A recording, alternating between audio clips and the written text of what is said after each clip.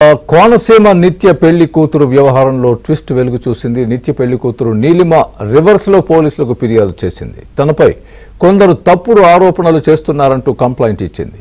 తప్పుడు ఆరోపణలు చేస్తే ఆత్మహత్య చేసుకుంటానని హెచ్చరించింది. తాను నిత్య పెళ్లి కూతురు కాదని వివరణ ఇచ్చింది. మోసం చేశానంటున్న 12 మందిని తీసుకువచ్చి నిజానిజాలు తేల్చండంటూ సవాల్ చేసింది. న్యాయం కోసం తాను చాలా మంది రాజకీయ నాయకులకు ఫిర్యాదు చేసినా ఫలితం లేదని తెలిపింది.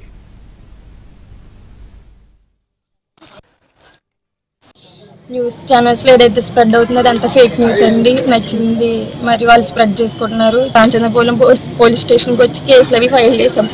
కేసులు అవి ఫైల్ చేస్తే వీళ్ళు ఫస్ట్ పట్టించుకోలేదండి.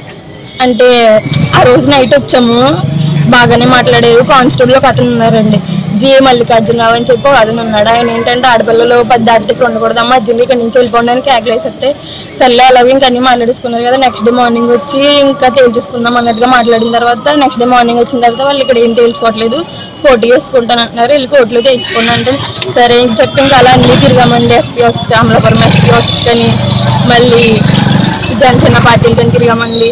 మన ఊరు మినిస్టర్ వాసనశెట్టి సుభాష్ గారి దగ్గరికి కూడా వెళ్ళామండి. ఆయన చెప్తేని వీళ్ళు వచ్చారు కదా ఏదో ఒకటి తేల్చండి అన్నట్టుగా ఆయన మాట్లాడారండి. 12 మందితో పెళ్లి చేసుకున్నారని ఫేక్ న్యూస్ స్ప్రెడ్ చేశారు.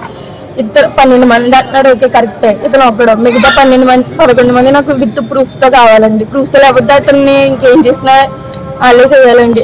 నేను న్యాయం అయితే కోరుకుంటున్నాం. నచ్చినట్టు రాసుకుని నచ్చినట్టు ఫేక్ న్యూస్ స్ప్రెడ్ చేస్తే ఇప్పుడు నేను ఒక అమ్మాయిని, నాకులాగా చాలా మంది ఉంటారు, ఎవరు ముందుకు వచ్చి ఇలా మాట్లాడలేరు. చెప్పాలంటే నేనే చాలా సెన్సిటివ్, అలాంటిది నేను వచ్చి ముందుకు వచ్చి మాట్లాడినాను. ఇలా ఎంతమంది జీవితాన్ని నాశనం చేస్తాడండి. నాకైతే న్యాయం కావాలండి. 11 మంది విత్ ప్రూఫ్స్తో కావాలి.